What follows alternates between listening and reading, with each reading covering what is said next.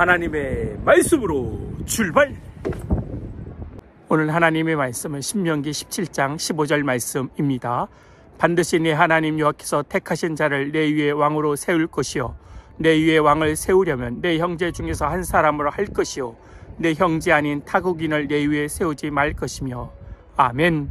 오늘 본문을 보면 이스라엘의 왕을 세우게 되는 근거 구절이 나옵니다. 그러나 하나님은 왕을 세우는 것을 기뻐하지 않으셨습니다. 하나님만이 유일한 이스라엘의 왕이기 때문입니다. 그런데 이스라엘 백성들이 인간의 왕을 세워달라는 것입니다. 인간의 죄성 때문에 왕을 요구할 것이라는 것을 예측하고 이렇게 율법에 나와 있는 것입니다. 이런 것을 무엇이라고 하면 하나님의 뜻은 아니지만 인간이 자꾸만 욕심을 내어 달라고 하면 허락해 주시는 것입니다. 이것을 허용적 불순종이라고 합니다. 하나님께서 허용해 주시는 것입니다. 불순종인데도 불구하고 허용해 주셔서 그것 때문에 또 우리가 고통당하기도 하고 그럴 때가 있습니다. 그래서 우리가 막 이렇게 하나님 앞에서 매달리면서 억지도 기도하면 들어주십니다. 그런데 그것 때문에 오는 부작용이 너무 많이 있지 않습니까? 지금 그 얘기를 하고 있는 것입니다. 기독교는 원인 무효하는 그런 종교가 아닙니다. 어떤 분이 하나님께서 밧세바 사이에서 메시아의 후손이 솔로몬의 왕으로 세웠는지 잘 모르겠다는 것입니다.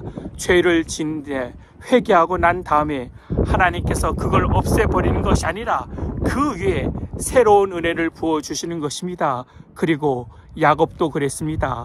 야곱이 맨날 속이는 것입니다. 그러면 원천무효, 그게 아닙니다. 회개한 후에 그 위에 은혜를 더하여 주시는 것입니다. 또 유다 며느리 사이에서 아이를 낳지 않습니까? 그러면 이거 원인 무효하지 않고 회개하고 다시 일어나면 메시아의 혈통으로 쓰임받게 되는 것입니다. 만약 원천무효 그러면 우리 인생의 가치를 부정해 버리는 것입니다. 우리 자체가 죄로 인해서 태어났고 죄로 살다가 죄로 끝나는 인생이 아닙니까? 그런데 죄인을 용서하시고 다시 깨끗하게 만드셔서 하나님의 백성으로 세우는 것이 하나님의 뜻입니다. 믿으십니까? 아멘. 아직도 죄를 짓고 살아가는 죄인입니다. 오늘도 주님의 용서와 은혜를 구합니다.